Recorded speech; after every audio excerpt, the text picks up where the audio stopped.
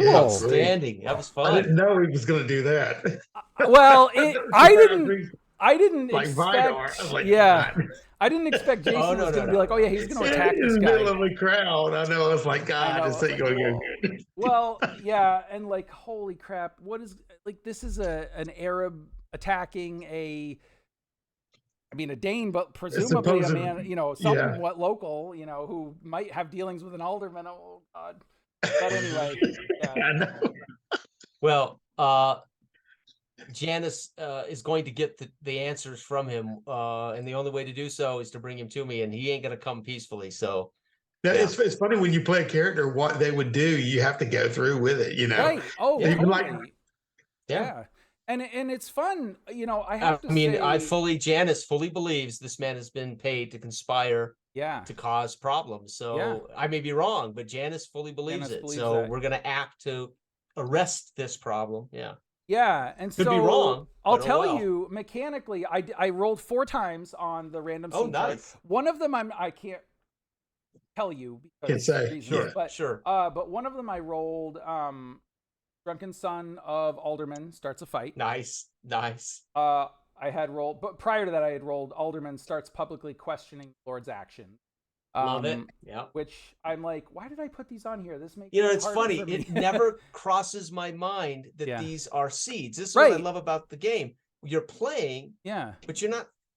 It never crosses my mind. This is a seed or this isn't a seed. It's amazing. Yeah. Well, and then the last one I rolled was religious fanatics, and so it was funny because And then you can do whatever you want with it, which is the great fun, isn't it? It's liberating. What am I going to do with religious fanatics? Well, and it's great. Right. And so, to kind of get onto like the post-game chat and the sort of the mechanical discussion, it's really fun from the GM's perspective because it really does allow you to be that naive narrator.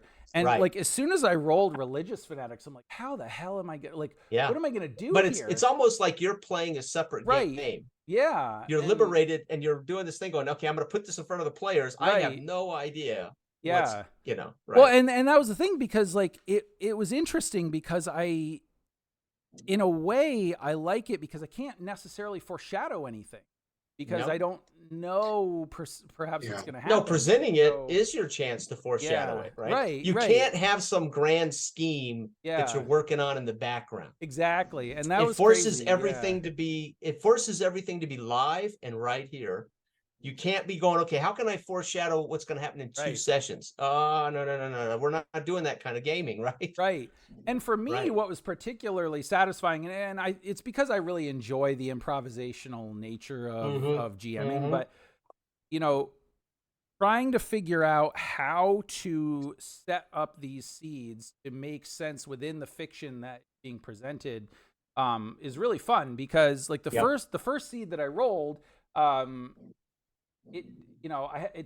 was the one that took the longest to introduce to present, and I guess it's not fully realized yet, but it is. We've heard of it. There's some sense you've encountered it, and I was like, wow. And then what was neat was going from that and trying to roll in the other seeds, trying to incorporate the other seeds, building on the fiction. It's really fun, and it's it's well designed to allow for that kind of game. Yeah, and I really like that. And if you are keeping it in context and where we're at and kind of what's going on around us, what's already happened, it's the garden where the seeds will grow into this.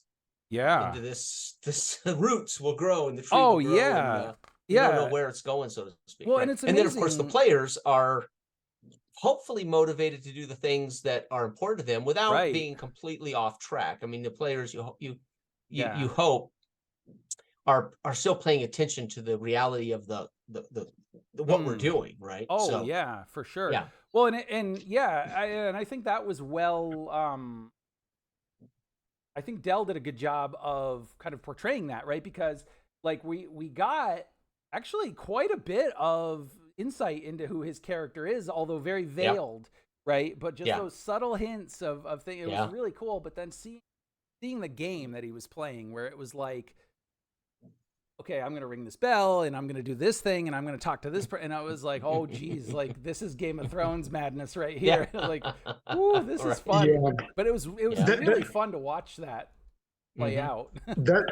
That's what I was going to say, because not only from the presenter, because I know when that stuff drops in and you go, how am I going to work this in, right? And you have to build on top of what's already happening, and then factor in what is the previous seed and how it changed the circumstances. See, it's like best laid plans. To me, I was going to leave off, and all of a sudden these religious fanatics, because there is something in the water right now. There is these rumors swirling, and there's people that can jump the gun or you know what I mean, and pick up something, and then I have to contend with that, which I didn't have any kind of a plan. But what's interesting is, whether you know anything, the concept I have for the character and the way he's playing out, I can change perspectives and points of view by what is happening there. And my reaction to that, like, was not Brother Aethelwald's or Henry's reaction to get in between them. But it was totally different, because I'm still, in a way, on a fence. Right? Yeah. Because, I mean, just to let you into a little bit of the character, it's like he has a question about, God's people will hear his voice. Are the pagans God people? Have we just let a virus into it? And it's going to, a lot of it was dependent about, that's why it was almost like hands off the wheel. Let's see if they are worthy or not. It's like bringing in the Gentiles, to that point. So this literally gave me an opportunity, and I know you was working into it, but it gave opportunity for my character to sit and go, what do I do here? And this could affect their way he's going to view things. So there's always internal struggles that the character's going to go through. And even when I got there with Vidar, and I'm like, what do I do? And he's imposing, so I back off. Now, I don't want to get too deep into what the character is. You've already got telltale things, but you just go it out through play. But I'm just saying that when you drop these seeds, it's going to influence the situation that could change a perceptive. There could be pivot points in my character to go, crap. That just happened. That was not expected. It was not part of the major dilemma. Like a focus thing. And now I've got to what's happening here? The old story is, we're all veteran gamers, and we've all heard this saying, no game survives the players. Exactly. Right. So no matter what you prepare, no matter what you're running, that's the joy of gaming, right? The players come up with ideas, the players do stuff that you didn't prepare for, etc. Sure. Yeah. Well, we're also putting you in a position to say, the grand plans you have aren't going to survive the players anyway. So but I'll make put them in a world, plans. and let them have some plans. Right. Let them be their character, and then watch, and then put the world, make the world alive in front of them with tools that are simple, keeps you naive, but keeps you thinking here. Right. And let the players through character interact with all this. Yeah. And again, like when he handed you the holy relic, your character, that's a moment where your character, you don't even know, Del, what maybe at that point what your character thinks of the holy relic. Is this important to me, or is this not important to me? Right. And not until he presents it to you are you even thinking about a holy relic. And it's not even really a holy relic, except it kind of is, but or at least there is a belief there that it's a holy. But Del says, "Oh, thanks, but no thanks." Shrugs. Oh, now cool, is this magical item magical, or is it going to be magical in his hands? Right. And again, we are creating a story. We're reacting as characters to the world and to the things we're witnessing. Hopefully, some of it we witness accurately. Some of it we're going to misinterpret. Right. For me as a GM, it is the most liberating style of gaming I've ever done as a GM. It's just completely liberating. And it's thrilling to know the world and to know what we're already dealing with. But then you've got to somehow subtly fold some of this. And some of it you just put in your pocket. It's just not going to work. Right. I mean, this doesn't fit. So I put it on the side. And there may be a moment that it's going to fit the context. So if it's something like, I can't think of one offhand. No, I got you. It was like sort of when, like in our campaign, when it's like if you had rolled ogre immediately, Yeah, that may not have really fit based on the fact that, like, why the hell would there just be an ogre all of a sudden in Dredge? That's you know, exactly so right. So you got to kind of hold that over till it kind of makes sense. Right? I had a couple of those where I rolled them, and I couldn't, within the context of the fiction as it was at that point, I couldn't make that work. And so I was really like, I'm going to roll something different because I want to see if I can get a more immediate thing. But these things I can keep on the list so that the next time they might come up. And for me as a GM, it really makes me feel like a player again, because when I GM, it's a job, and it's always been a job, and that's how I've always treated it. And I love the GM, but I treat it with a certain deference and a certain thing that I never feel like when I'm GMing that I'm playing a game. But this makes me, it liberates me to feel like I'm a player as much as I am a GM. And it's been, for me, a remarkable experience, a watershed for me as a GM. And then again, you can keep your, you can do a whole new chart for the next session, or you can leave your session intact and just replace the seeds that have already been used with new ones, or you can just start a whole new seed list if you want to scrap those seeds. No, I think most of my seeds are going to remain, but now, see, when I roll a seed, it's live. I put it in my pocket, but I actually scratch it off and I write ogre on the side and I say okay. Well, so I actually, if I roll it, it's in the world.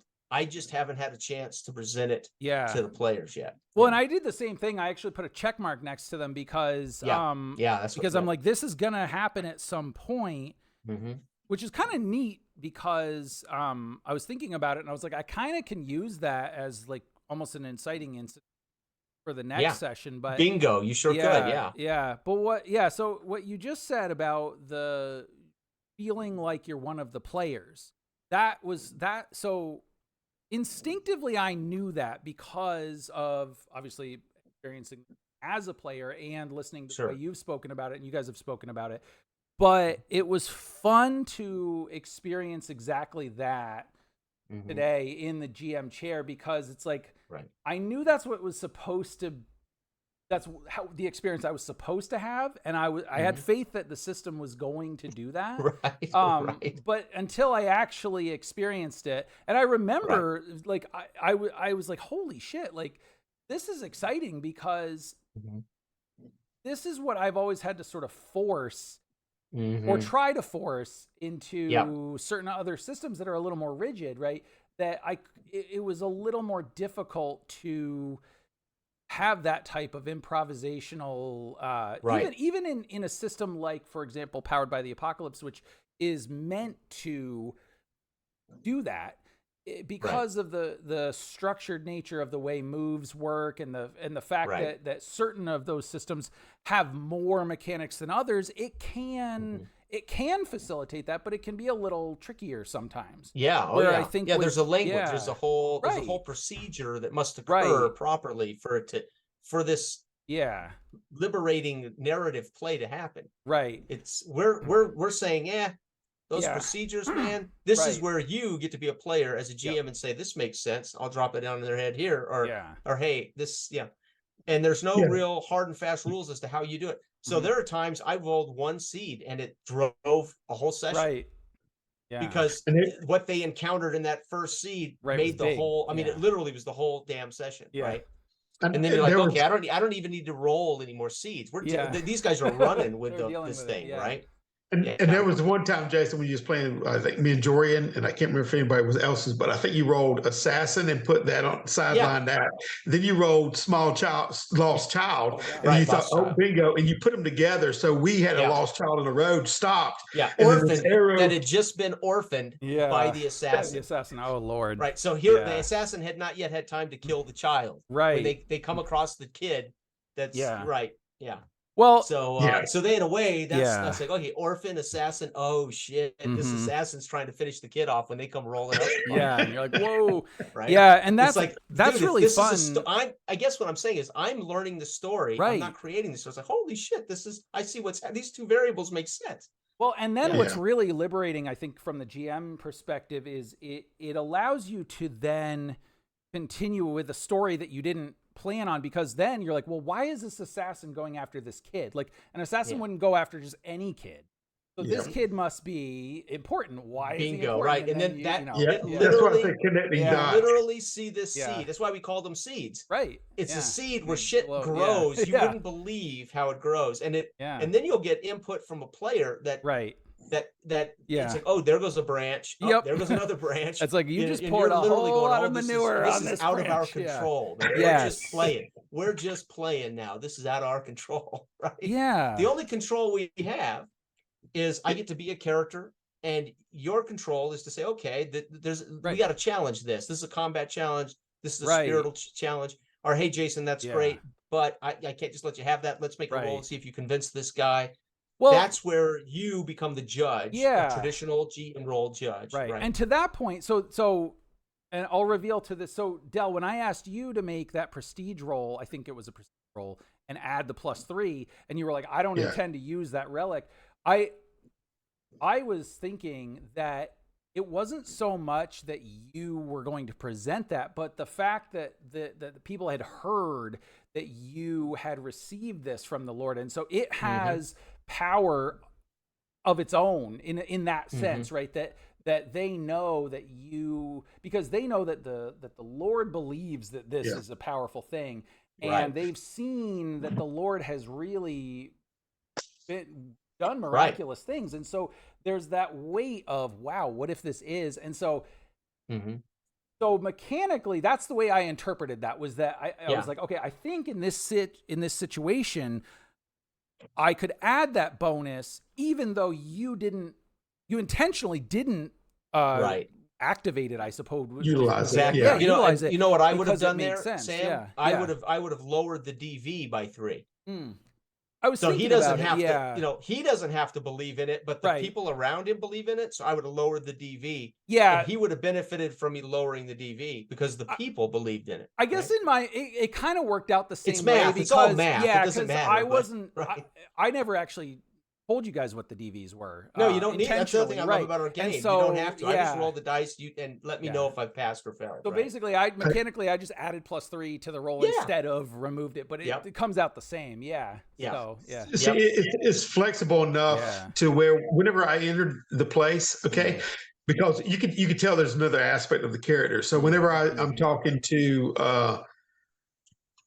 the Lord, and you really challenged me, because I'm trying to figure out my character's position on this. And I know he's got a certain default position that isn't necessarily positive in the light toward the bishop, right? Just to be honest with you. Yeah, I know you ain't going to bet it. Well, I know, because clearly when you're pulling out a dagger and you got your deceptive hobble foot and all that, I'm like, something isn't quite right here.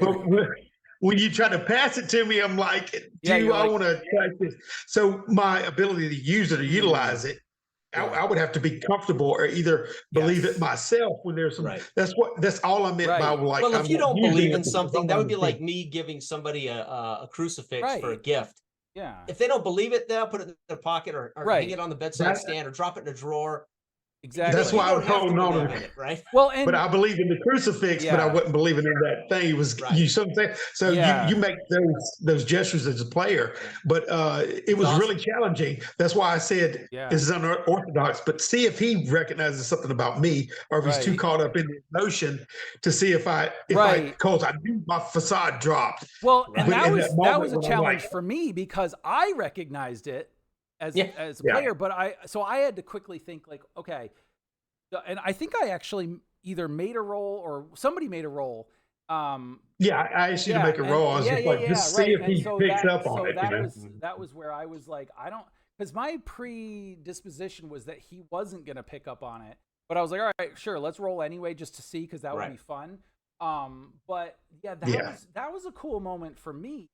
Because again, that was where I almost felt like a fellow player, because I was like, I mean, traditionally, right, you're fed the information by the GM and you as the player react to it, but the GM knows where the tracks that you're on. Well, when you were like, because you're now in our game, you're a naive narrator. You don't even know really how Weswell is going to feel about this, right? Well, and let alone when the priest is sort of like, and I'm like, wait, what? This is all being presented as a holy relic. Now, see, now for me as a role player, Yeah. Because I get in into first person as a plural player, but then if I'm also the GM and I'm playing Wesweld and Dell does that, as Wesweld, I'd say, "What?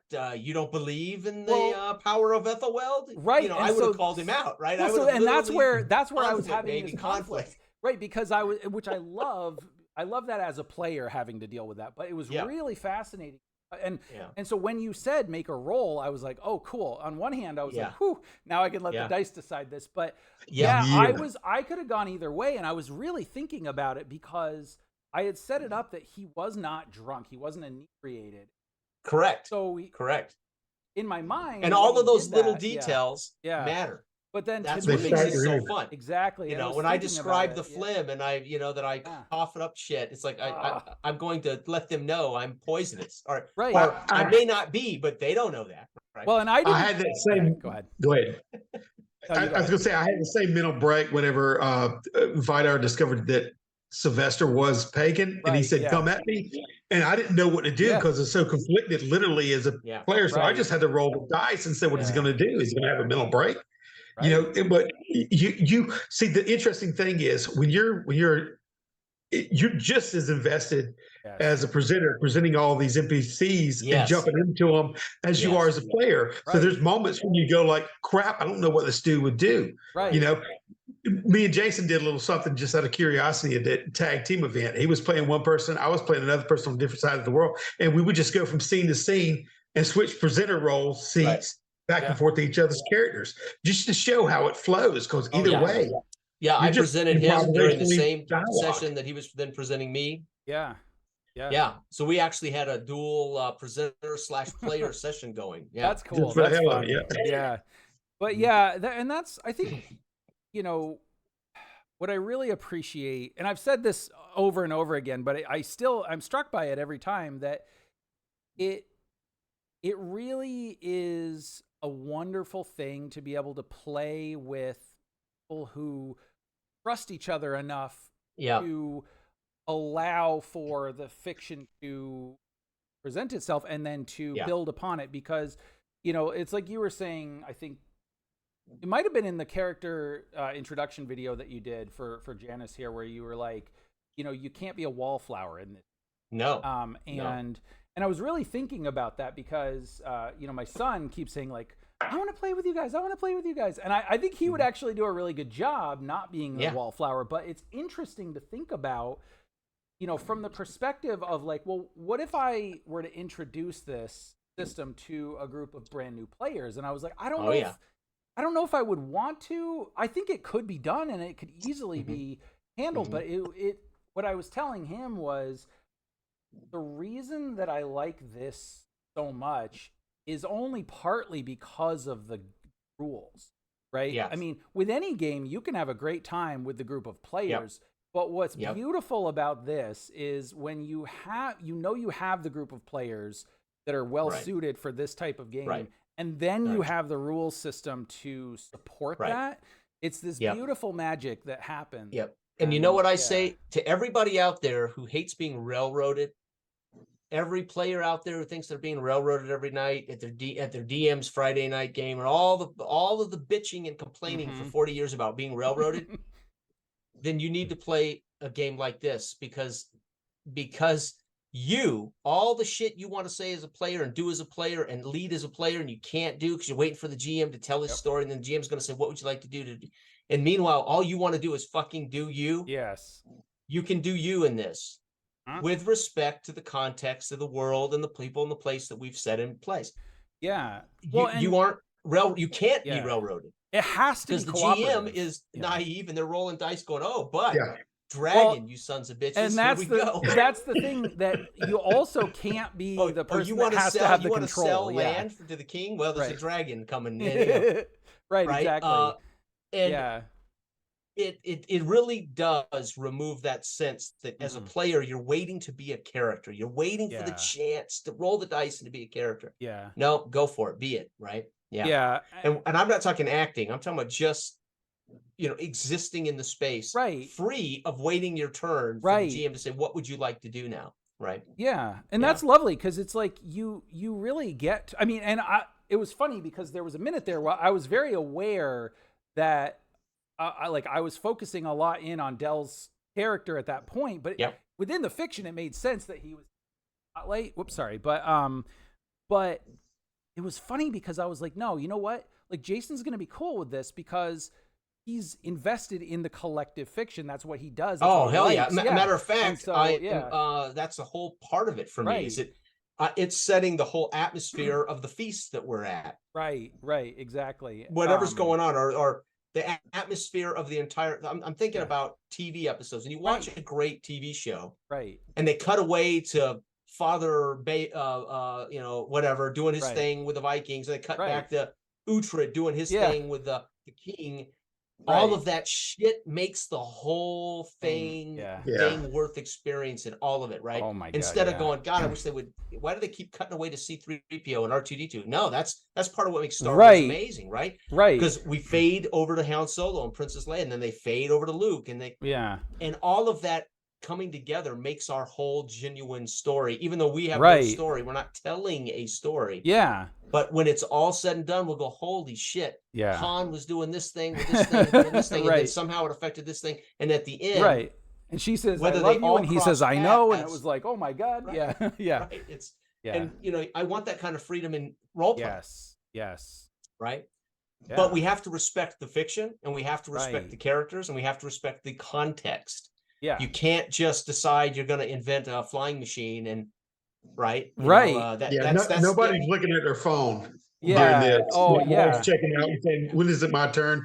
Let me know. It's not because we're afforded to do that because there's less mechanical moving parts for one, and it's more of you're always on the edge of your seat, and you're always thinking and weighing things and factoring in, and you're always, it gets so heady and emotionally intense involved that you're invested in the fiction because it means something. Everything that you say and do weighs from the presenter to all the players, everybody around. So everybody's keyed in, and that's what produces the whole thing. Ultimately, that's the good stuff. And I'm even more invested in Dale, what Dale's saying about scene or about place. So when you say it starts to rain, I'm invested in that, and then I'll even yes, and it's raining, and now it's I'm soaking wet, and I'm coughing, and it's I hate the rain, I hate the moisture. Oh damn, I confirm what you tell me. As a GM, when I say it's raining, you're God, so we all go, oh, it's raining. But how many D&D sessions the guy go, well, it's raining outside, and everybody's okay, it's raining. It doesn't mean shit, really. Right. Well, and but when you yes and you play into that, we're all in the headspace that we're in the rain, in this dredgewater, and it could mean something greater. We don't even know where it's going. Rain could become an effect. Right? Well, and to be honest, I didn't roll it, but one of my seeds was hard rain. And it's to that point, it's really interesting because, like, if you were playing D&D 5e and you wanted to have a weather event be important, you really have to figure it out mechanically and how it's going to impact the characters mechanically, right? And then you have half movement speed and all that. But it's not as couched in the fiction of it as much as it is in the mechanics, and then you bolt the fiction onto it. Where with this, when I created this chart and I put hard rain on there the first time, my old D&D brain was like, nope, got to get rid of that one. That's not going to make any sense. And then 2 seconds later, I was like, nope, I got to trust that this makes sense because I know that I can work that in a way that will be meaningful, and I know the players will roll with that too. And I think, and so that's why I was very excited when, when you were like, hey, I want someone else to run this. And I was like, I'll do it, because I knew that, you guys are storytellers at heart. And so when you're empowered to create those stories together instead of it being adversarial, it's really fun. And obviously there's a certain level of trust that needs to be there, and there's a certain level of storytelling ability or the willingness to take that risk and try to tell the story. But it's great because I don't have to say, well, no, I can't do that because on page 36 of the module it says, that you have to go east. Yeah, it's not even an after the fact writer's room thing we're doing. We're doing it live. It's live. It's Yeah. totally live. Yeah. Oh my God. It's not like, oh, that would be cool. We need to say that this happened after the fact. You know what I mean? And then imagine it together. This crap is going. That's why you're so in tune. When Jason's saying this is going on, that going on, I'm listening to what you're saying because it still affects the overall world. And what you're saying, it's And if I say something that requires a challenge, that's when you as GM is conflict. Oh yeah. Well, we got to make a roll here. I know, that's why I couldn't believe it. And thank Del for bailing me out with saying make a roll, because I was like really trying. I was gonna get there eventually, but I was like, how do I want to do this? Because I was like, the funny thing is, drunk, then right. Yeah. Well, and that's the thing. That's why what the details, when I've said before, when I GM, if I say something, it has meaning. I never just say shit for the hell of it. Exactly. So if I make it clear he's sober, the players better be paying attention. There's a reason he's sober. Yeah. Right. Yeah. If he's drunk, there may be a reason he's drunk. Right. So like a film, they don't by accident ever write anything into a screenplay that isn't intentional. Right. So and a lot of the time you don't like a notice screenplay. it, but but yeah. So and exactly, and it was really cool because like that moment definitely stood out for me in this session, because I was coming into it with the thought that Westweld has the mindset that he's one step away from falling off that tripwire, so to speak. Like that's where where his head is at. And he's 20. He's 20 years old. Exactly. And without his guy there to say, I got you, his spotter, he's vulnerable. And so from his perspective, he's like, I don't want to do anything that could potentially cause me to make a mistake. Yeah. And then when Del is like kind of balks at this a little bit. So my thought was, well, he's wrapped up in his fervor right now, because he was starting to was going right, and he was thinking and he was feeling that presence of Aethelwald when he was pulling this relic out, and when what he was doing was he was saying, I'm giving up my sense of protection to you so that you will bring my actual sense of protection back. And so it was funny because I was thinking like will he just be so caught up in the fact that it's like, okay, I'm giving him this thing that he won't even notice, or is he going to be like, what's up, dude? Like you're a priest. You've been with Aethelwald. Why you? Yeah. And then and then when the roll was bad, and then I was like, okay, cool, because I think I rolled like a 5 or something. So I was like, I was able to think like, okay, yeah, no, what's happening here is the reason he's not noticing that, even though he's got his faculties about him, is because he's caught up in that kind of that fervor, that moment, and so it just passed him by. Right. Yeah. But and the great thing about this too is because you're a naive narrator, it does eliminate some sense that you're responsible to do GM fiat, make decisions, hard and fast decisions. Oh, you feel a little less because there's not a story that you've got to get to. There's not this mystery that they are going to ultimately deal with. So you don't have to exercise so much GM fiat over everything. Well, that's stupid religious fanatics. You could literally be Weswell. You could literally get into character of Weswell. Like when I play the Viking, I'm in the Vikings mindset. This is why I'm always catching people off guard, because I am always in the mindset of the person they're talking to, and that's why I'll catch people off guard. I won't.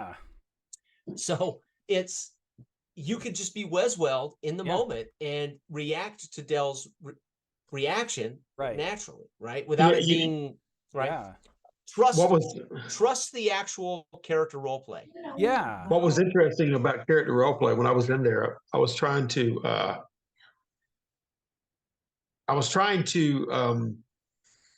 give the people I were talking to, whether it's Vidar or Westwell, what they wanted to hear. Right. And approach them and get what I wanted. Yeah. Even though I had questions within myself and try to keep a straight face. So my whole dialogue was searching, like legitimately searching for, okay, what does this guy want to hear that would get me what I want? So that's the way I was playing him up. It wasn't like stringently from my personal belief. It's like there's a facade I'm trying to put up, something that you want to hear, and what would it be? Instead of stumbling and trying to find the correct thing to say and to answer you scripturally to something I may not necessarily believe and that means the same way you think it means. Yeah. Right.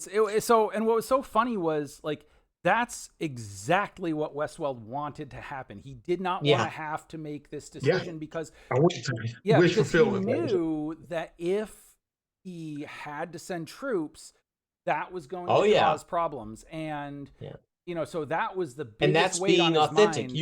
You were playing you were from Westworld's authentic perspective. Yeah. Dude, I can't send forces. I can't do that. So you got to fucking do this without saying you got to do this. But he was he's just happy to get it off his shoulders. But he was ready to send. That was the thing. He was like, I can't, and yet I can't not do something. Right. And so not only did you say I'll take care of this for you, but you're a member of the church, but you're also a member of Aethelwald's church. So it was all the check boxes. Yeah. So that's why afterwards he was drinking and laughing and happy. That whole weight just came right off his shoulders.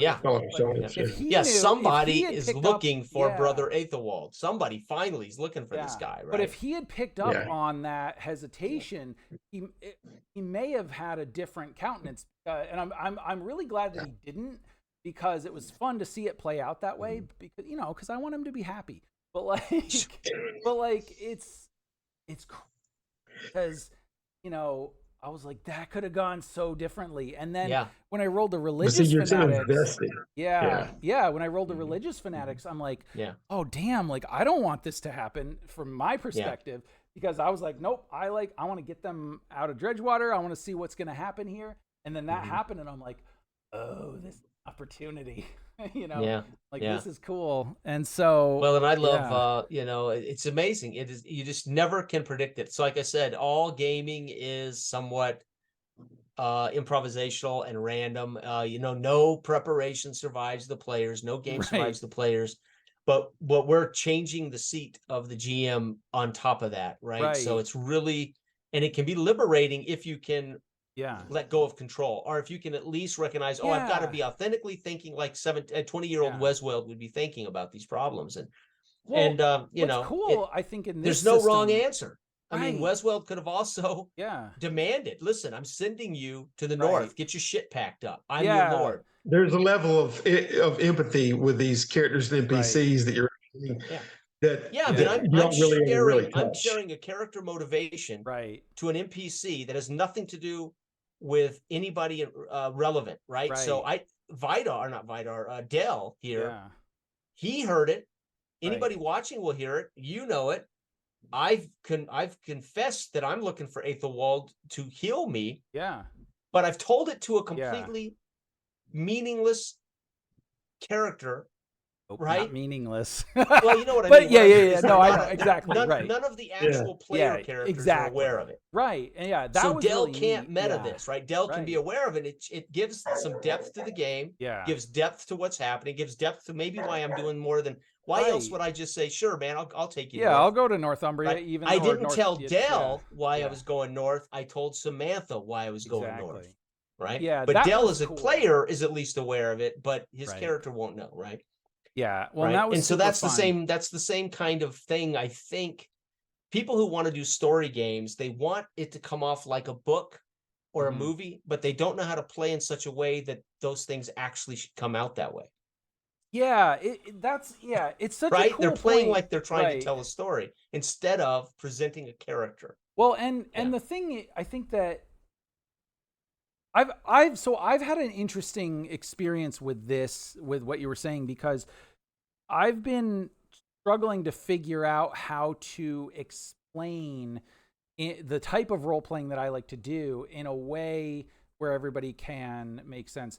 What the heck is Dell doing outside? It is hot as balls today, South Carolina. So, but anyway, and so what's cool is like, when people talk about, well, I want it to be like a movie or I want it to be like a book, the thing that always stood out to me about that was those are structured. Those have a very intentional beginning. Yes, somebody is written. Right. Somebody is writing. Yeah. You are bearing witness to a story that is already, it's got a beginning, a middle, and an end, and you will get there if you proceed.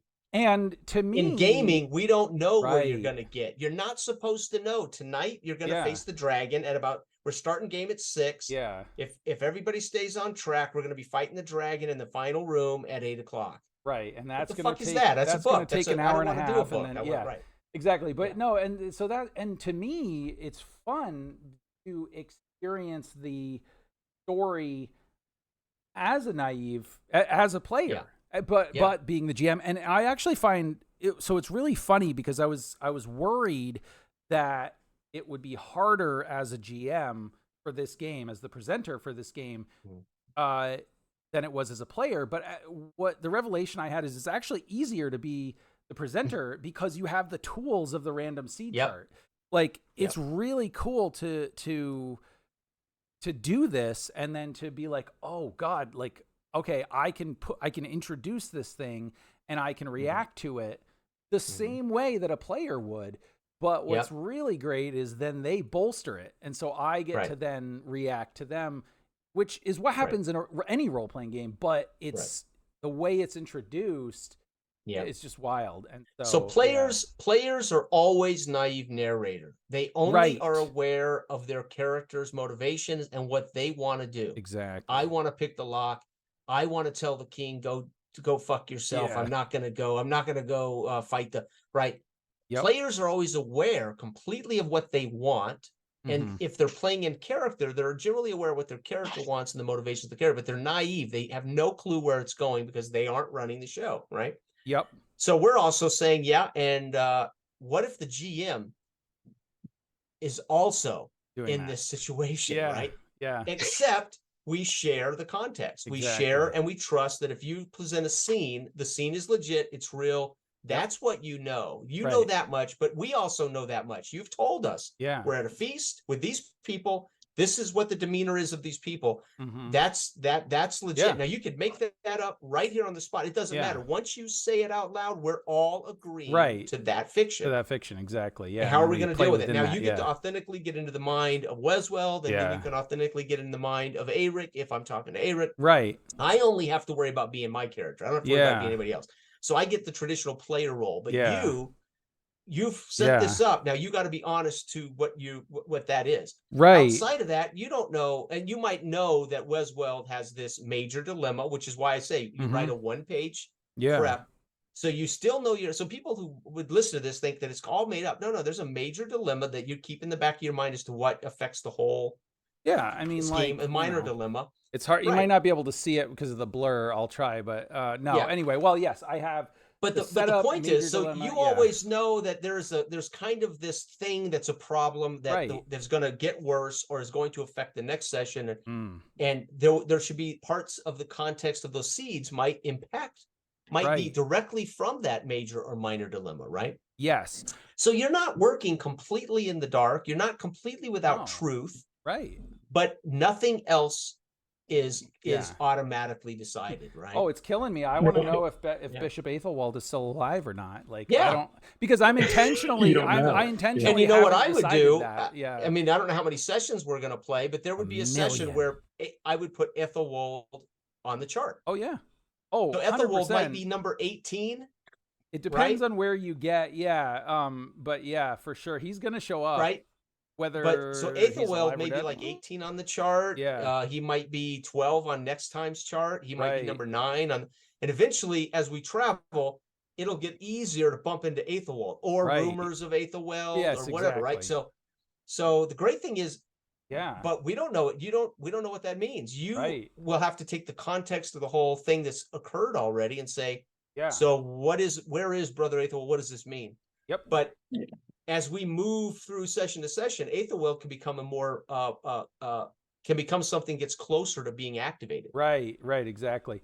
So to that point, I did want to, I think you guys earned at least 1 repute because I had it that my thoughts were that you would discover some information to the whereabouts of Bishop Aethelwald. So Samantha basically said he did make it to North. That's what. And I asked, and so we did learn that that's true. So so she knew at least that. We haven't necessarily. It says investigate what is going on in Danetown. we got a little bit, but not enough. I don't think there. Are Northwich men truly causing trouble? We don't know 100%. No, but my character, if we hamstring that guy and he brings him to me so I can interrogate him, we might find out. Right. Yep. And so so we've got that. So I think definitely one repute for that, and then I would definitely give one more repute for roleplay because that was fantastic. Okay. So I would say now repute. I have two little side things to that. Yeah. I know Jason was talking about a major and minor dilemma, and we added that. We used to play, and you still can play. And sometimes I do from just a vanilla perspective, just say drop you in the world and just add that. You could be on a road somewhere and just be a merchant and say what kind of trouble you get into. But if you want a little bit more structure and to say, and there's nothing wrong with saying this is what's going on in the world, whether it's directed.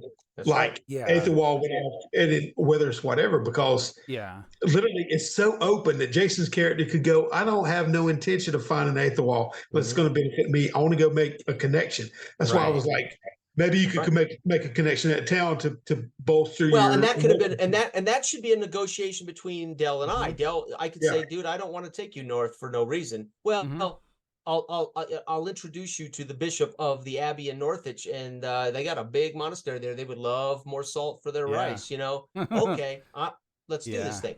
So that can be between Del and I, right? That can be a negotiation between Del and I, right? Well, and that's what's fun is that about this system as well is that, and I then think you would have to make, when we got to the abbey, you would say to Del, it's time to make a luck rep. Do you actually know the bishop of right? Well, and what's cool is I can take what he says to me would become a lie, but it could be the truth once we get to the abbey, right? Right. Well, it's like traditionally when you're in a game, generally like there's the illusion of choice in the sense you can go left or you can go right, but at some point they're going to come back together, right? Where with this, I know I'm comfortable with, and I know you guys are as well.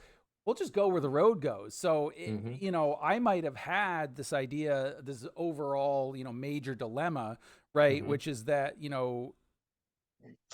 the land of Dredgewater is starting to feel that sense again of danger because they've got the Danes surrounding them and they've got an increasingly hostile Northwich, So that's nice because that gives an overarching context. And then, but if you guys are like, we're going to go just plant a potato farm up in Ireland.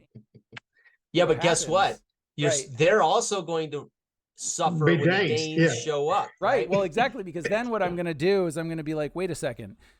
So the queen, who is the eldest daughter of the king of Northwich, gets word from her father that his enemy maybe has sent men up there to grow a potato farm.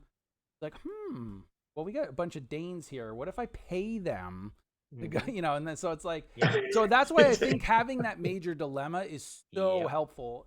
It's huge because it gives you a really good addition to it. Reminds you of the spirit of the world we're in.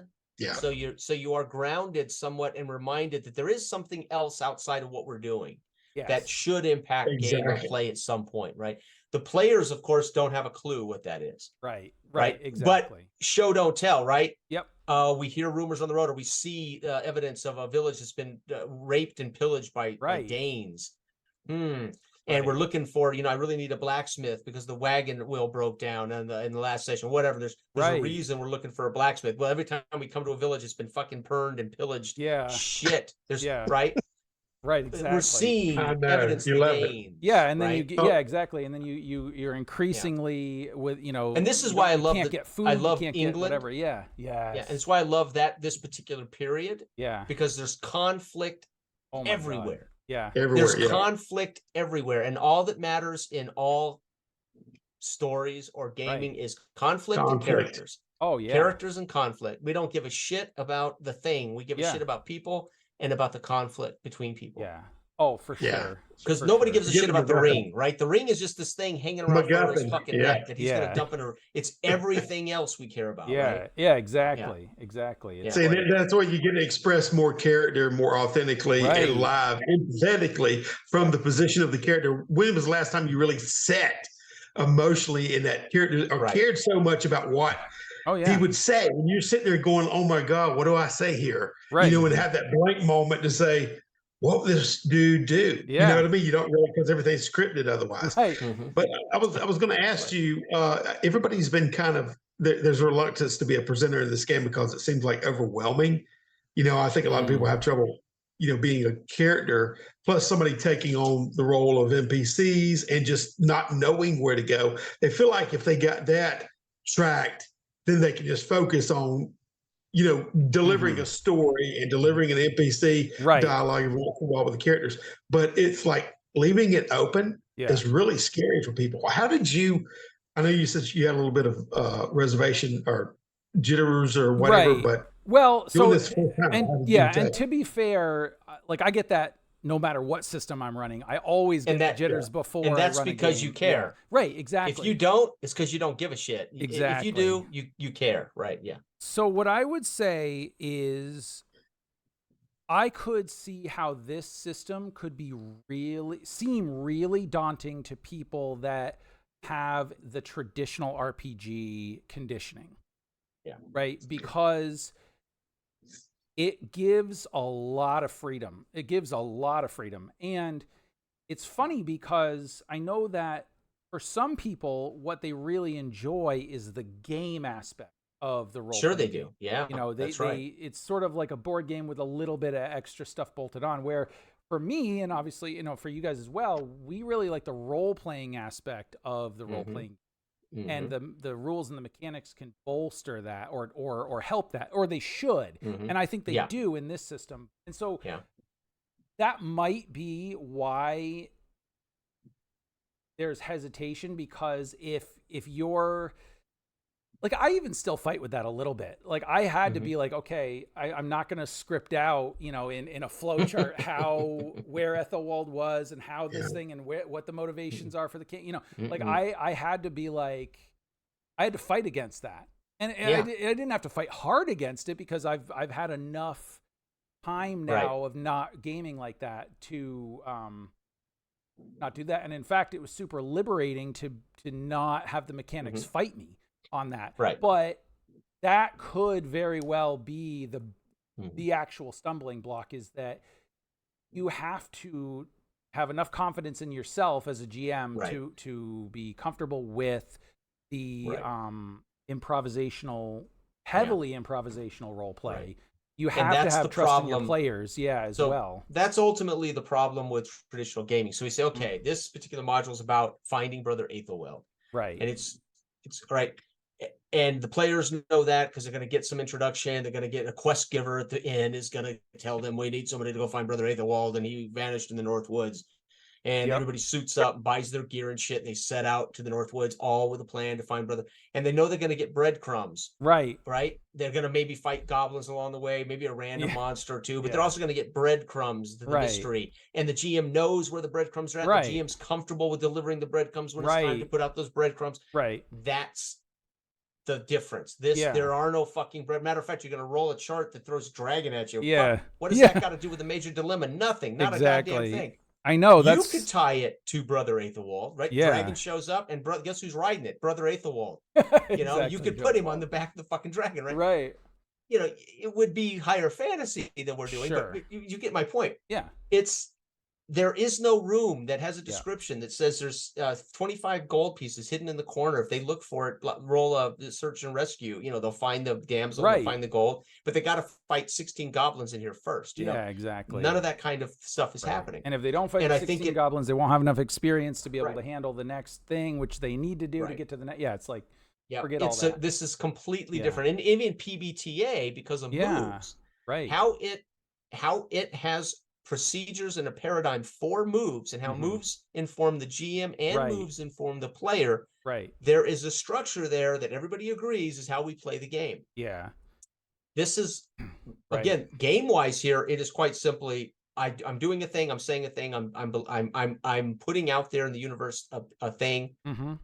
It may be challenged if it becomes a necessary, and that's really your role as a GM, is to say, wait, you're going to have to make a luck check here to make this go. And passing it, great. Failing it, now we're gonna have even more fun because you failed this thing, right? So exactly. In that sense, it's still totally traditional, right? Right. In that sense. So mechanically, there is nothing about our game that isn't traditional, really. Right, exactly. It very much reminds me of it pays respects to the very earliest forms of Dungeons and Dragons, but even less I mean, that had very little mechanics to go on, but it did have more, I think, than this. And so, I do have to wrap it up, but I'll leave it with this, that they might be intimidated because they're looking for structure that isn't as apparent. And so if they're so used to having a structured way of doing things, even if they've been kind of loosely getting away from that, you always can fall back on that. And if you're in the mindset where it's a bit contentious between the GM and the players, just because it has to be, right? The GM's presenting the things, the players are doing this, that can feel like, okay, at least I know what to expect. And so I can say, look, it's not me. That's what the rules say. That's what the module says. Where here you're like, what did I roll? Religious fanatics. That's all I got. So I'm like, no, that's on me. Like if I say I'm going to start stuff and then you guys are like, oh crap, and you can present that any way that flashes in your brain. And so there's two bodies found dead, in a crucifix formation, and we would have, if we're interested in that, we go, holy shit, who did this? Let's investigate. We find out they're religious fanatics. But we could say, holy shit, who did that? Well, we got to get up the north, and we can ignore it. Like that looks like it sucks. I'm not getting involved in that. And so, but if we choose to investigate, we would discover who did it. Religious fanatics did it, right? So I'd be curious, and it may be difficult to find this out, but it would be interesting to pose that question to people who are reluctant to say, do you feel like the amount of freedom that you actually have is too daunting for you? Does that feel like too much? Because I don't think you should change anything. But what it will do is it'll sort of inform, maybe if I was thinking of it from a corporate perspective, the marketing. Who is this game for? Because I think that you and Jason built the game that you guys want to play, which is what I think everybody should do when you're designing a game. And certainly Gary Gygax and company in 1971 were doing the same. And so to me, it's like this is the perfect system. Full stop. Like I love it. This is what I want to do from now on. And so I'm happy about it. So you got to make a space version at some point, but regardless. Well, and the style. So I was telling, really, Dark Age of Man it's really a way we do it. It's not so much mechanical rules. It's the way we do it. And so we're hoping this would be an easy entry into teaching GMs how to do this style of gaming. Without it being the solo mythic solo GM guide where you're rolling tables and shit. That's still very gamey. It's all still very gamey, right? Because you're not trusting the players to be characters first. And wallflowers won't work because I'm going to present that feast scene, and I'm going to, I might as well say, Beothas, come to me. I want to talk to you, but the wallflowers have to be willing then to also take the lead as to what the motivation of their character is, right? Yeah, exactly. Otherwise, you're frantically rolling on these, who these is charts this guy? Until you find out. And I'm going to ask him directly, you're a stranger, who are you? And then I'm going to get Yami to follow that son of a bitch, because something about him I don't like. I just got here and I'm establishing a business and relationships. I don't want these guys fucking up my deal, right? So I have a reason to pursue a safe and sound Dredgewater. So I'm following my character's authentic motivations, right? So I have to have room to do that. Right? I have to have room to say, I'm now going to go knock on the door of the Palisade and say, hey, there's some guys doing some shady dealings down here. Oh, Vidar's over there. Okay, I'm going over to Vidar. I got to be able to do that. I got to be able to exercise my want to say to the powers that be, there's some shit going on. Somebody pay attention, because I'm going to be getting on a boat tomorrow, right? But in a traditional game, you're going wherever the GM says, okay, scene, let's go. Next day, you get up at the end. Anybody, you guys want to do anything before we get on the boat, right? Yeah, let's spend 30 minutes shopping. Yeah, right. Yep. And that's not all gaming, by the way. I'm just I'm using the most obvious stuff. Yeah. Right? So, but I also think it's very difficult for players. The idea that in Dark Age of Man is difficult because if you don't know the history, if you're not comfortable with the history, you tend to get, well, who do I make? Who would I be? I don't have much. So if you haven't even seen, say, Last Kingdom, or you haven't read some of these books, or you aren't, it's not D&D where it's a broad fantasy, right? I can be a dragonborn, half man, half dragon, sword wielding, fire breathing superhero. Yeah, it's anybody can plug into that and say, okay, I may not get Middle Ages, but I get being a dragon that breathes fire, right? I mean, I get the superhero thing, right? Yeah, but so, like, I think it's also just that Dark Ages may not be the most universal, easy entry. Right. Well, easy entry would probably be Star Wars. Everybody's seen it. Yeah. Everybody gets it. Everybody knows it, right? Yeah. Totally. So cool. All right. Well, with that, I do have to wrap it up. Thank you guys so much for the opportunity. Thank you, man. Love it. And we are gonna do more sessions, Dan. Yes, 100%. We will. We'll do that. We'll figure. We may have to do later in the day, or we may have to do an evening, like a Friday evening, so we can get some of our guys that aren't available on the weekends. Yeah, we'll get some of our other friends to join us. And that but I will gladly do Saturdays afternoons. If it's just us three, so be it. You know. Either way, cool.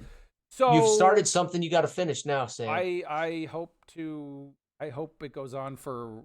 I think Last Kingdom has 5 seasons on Netflix, right? Or 13 books, whatever.